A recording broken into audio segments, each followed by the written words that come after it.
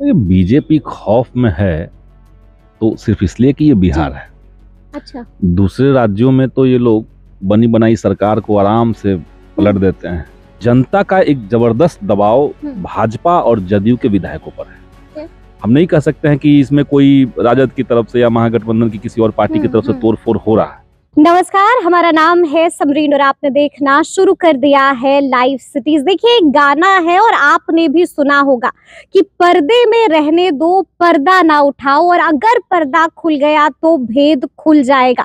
देखिए, आपको मालूम है कि 12 तारीख को लेकर अब भी सस्पेंस बरकरार है, यानी कि एक पर्दा कायम है और लोग अब यही जानना चाह रहे हैं कि आखिर पर्दे के पीछे कौन सा खेल चल रहा है। आपने देखा कि बीते दिन बीजेपी ने भी अपने विधायकों को लेकर बड़ा फैसला कर लिया और अब बीजेपी अपने विधायकों को लेकर बोध गया जा रही है, यानी कि जनाब अब डर बीजेपी को भी लग रहा है।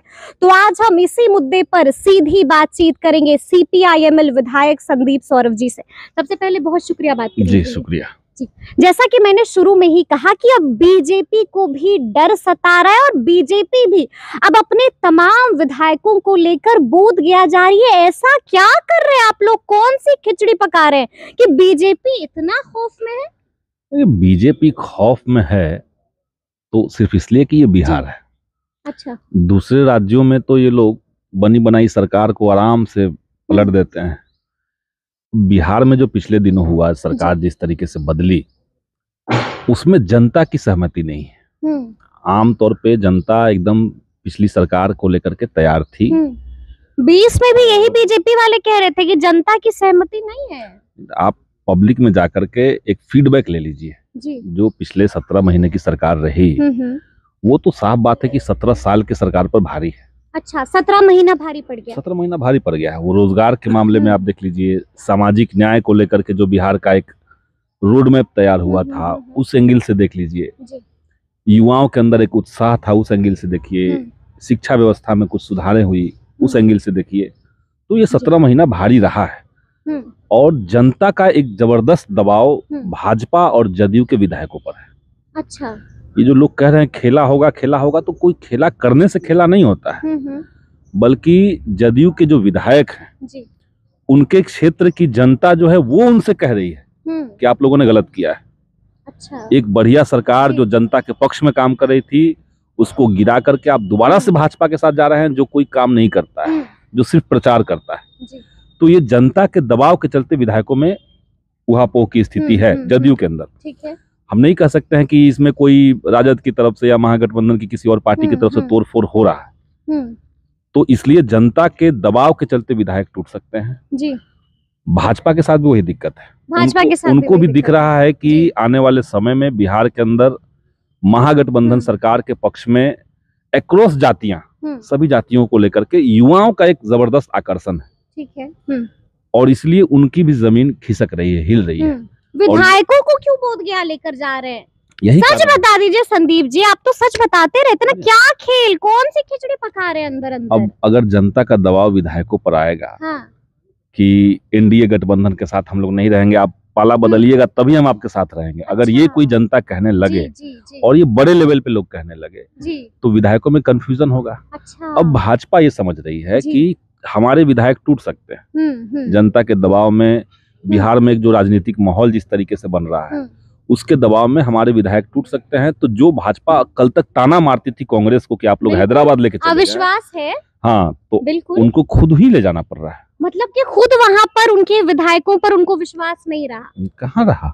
अच्छा। भाजपा के अंदर की बात आप ऑफ द कैमरा भाजपा के विधायकों से आप बात करके देखिए, उस समय कैमरा बंद रखिएगा, आपको सच्चाई बताएंगे लोग। अच्छा। अच्छा, क्या लगता है आपको? देखिए, अगर हम बीजेपी की बात करते हैं तो उनके 78 विधायक हैं। क्या लगता है 78 के 78 बोध गया पहुंचेंगे कि नहीं? क्योंकि हमने संदीप सौरभ से पहले भी बात की है और आपने कहा है कि बड़े सारे हैं जो संपर्क में, 78 पहुंच जाएंगे ना? बीजेपी का तो मैं नहीं कह सकता हूँ, बीजेपी में तो होगा तोड़फोड़, कुछ होगा, लेकिन मेन है जदयू। जदयू के साथ क्राइसिस नए तरह का है। क्योंकि पिछले 17 महीने में जब महागठबंधन की सरकार थी, तो जदयू के विधायक अपने क्षेत्र में या कहीं सभा में जाकर के लोगों के बीच में बैठ करके देश के संविधान के ऊपर खतरा है, देश के लोकतंत्र के ऊपर खतरा है, खुद माननीय मुख्यमंत्री जी आप लोगों के ही मीडिया में कई बार कहे हैं कि आप लोगों को जबरदस्ती किसी ने बांध दिया है, गुलाम बनाने की कोशिश चल रही है, अपनी बात कहवाई जा रही है, आप आजाद नहीं है, जब गठबंधन की सरकार आएगी तब आप लोग की आजादी मिलेगी। तो जब ये सब माहौल 17 महीने तक आपने बनाया और अचानक से नेता को लगा कि हम पलट जाते हैं, आदत से मजबूर हैं, वो पलट गए। अच्छा। तो क्या पीछे पीछे सारे नेता को आदत से मजबूर होना पड़ेगा, सब लोग पलट जाएंगे और जनता स्वीकार कर लेगी? ये सवाल जदयू के सामने। मतलब आप ये कह रहे हैं कि बीजेपी जो है वो बेचैन नहीं है, बल्कि जेडीयू में बेचैनी है, हलचल है। लेकिन आपको ये समझना होगा कि बीजेपी वाले अपने विधायकों को बोधगया लेकर जा रहे हैं, जेडीयू वाले तो डरे हुए ही नहीं, अपने विधायकों को उन्होंने खुला छोड़ दिया है। कहाँ कोई डर है भाई? तो खुला छूट क्यों दिया है जी? क्योंकि आप खुला छूट देने के लिए बाध्य हो गए। आपके पास वो चीज नहीं बचा कि हम सबको समेट करके बांध के रख पाए, क्योंकि वैसी स्थिति नहीं बनी है। क्योंकि यही विधायक जो थे जदयू के, अभी तक सदन के अंदर आप विजय कुमार चौधरी जी का बयान देखिए, विधानसभा के अंदर बारीकी से उन्होंने ये बताया था कि किस तरीके से केंद्र सरकार जो है वो बिहार जैसे राज्यों में जहां पे विपक्ष की सरकारें हैं उसको आर्थिक रूप से अस्थिर कर रही है। ये कई सारे एग्जाम्पल उन्होंने दिए।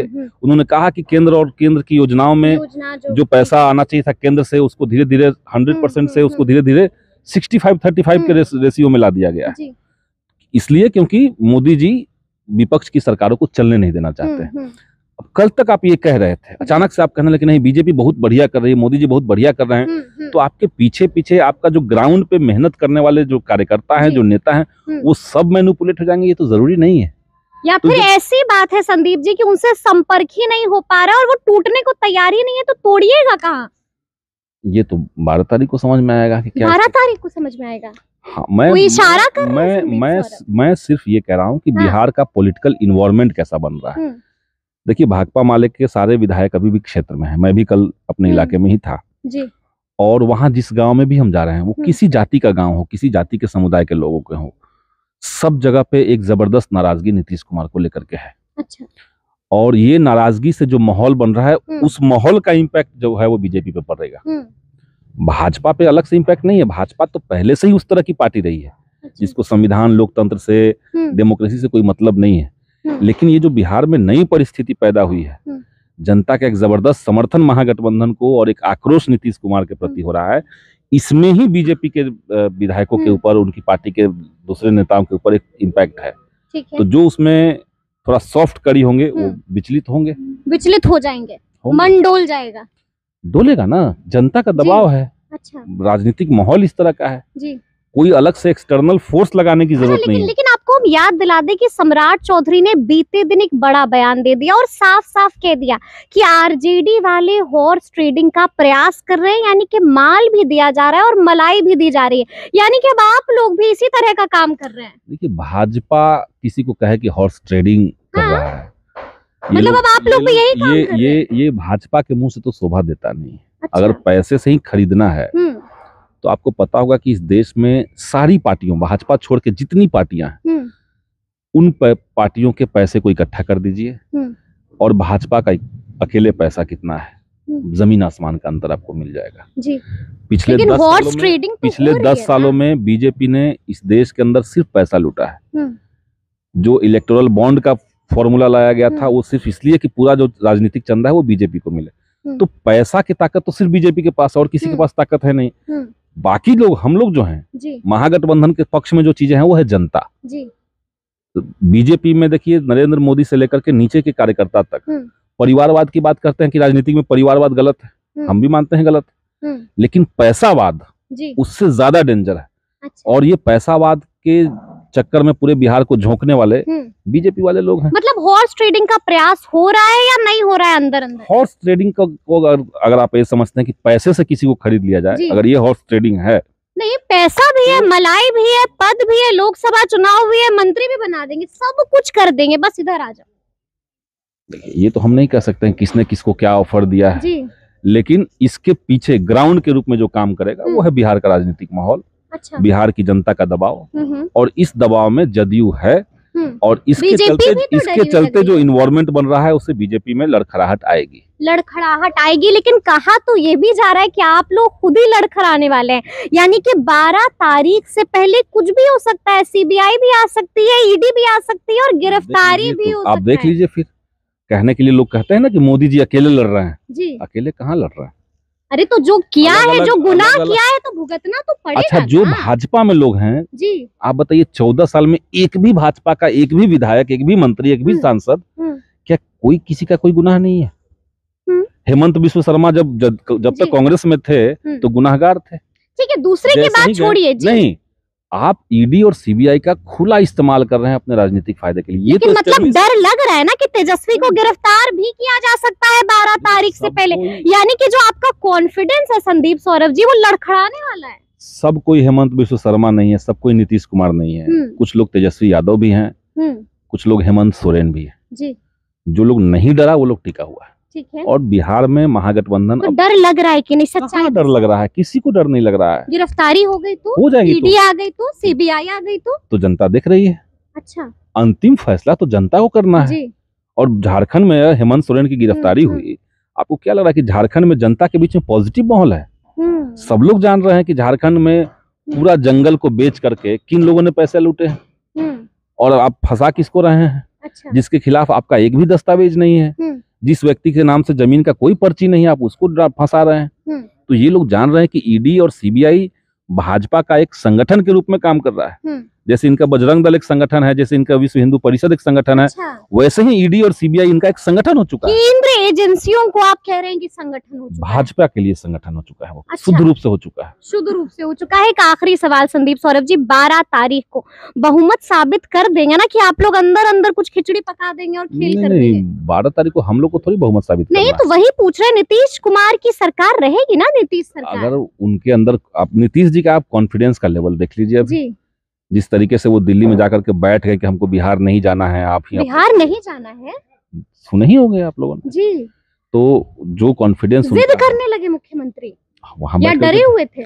अब डरे हुए थे कि क्या करते, जो गलत करेगा वही तो डरेगा। किस बात का डर? जो 12 तारीख को होना है। अच्छा, ये उनके अंदर संदेह, मतलब बहुमत नहीं है, आप ये कह रहे हैं? मैं तो बताया ही कि जदयू के अंदर कंफ्यूजन है, जदयू के विधायक तैयार नहीं है जी, आप लोग से लगातार पलटी मारने के लिए। देखिए, नीतीश जी ने भी कहा ना कि भाई हम अब यही बने रहेंगे, मुख्यमंत्री प्रधानमंत्री को यही रहेंगे। ये बात कितनी बार उन्होंने कही है जी? कितनी बार कही, इसको गिन लीजिए। हर बार एक ही बात आप कह रहे हैं कि मर जाएंगे, मिट्टी में मिल जाएंगे, लेकिन उधर नहीं जाएंगे, उधर जाके फिर यही बात कर रहे हैं, फिर इधर जाके फिर यही बात कर रहे हैं, फिर उधर जाके यही बात कर रहे हैं। ऐसे आपके हर नेता नहीं कर सकते हैं, आप कर सकते हैं, आप पलटी मारने में एक्सपर्ट हो सकते हैं, आपके सारे विधायक नहीं एक्सपर्ट हो सकते हैं।